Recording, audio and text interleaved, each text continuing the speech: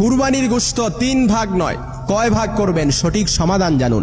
এক্ষেত্রে আমাদের সমাজে একটা প্রচলিত ভুল তত্ত্ব হচ্ছে কুরবানির গোশত 3 ভাগ করা জরুরি, অথচ কোরআন এবং হাদিসের কোথাও নেই যে 1 ভাগ নিজেরা খাবেন, 1 ভাগ গরিবদেরকে দিবেন, 1 ভাগ আত্মীয় স্বজনদেরকে দিবেন। এটা কোরআন এবং হাদিসের কোথাও আপনি খুঁজে পাবেন না।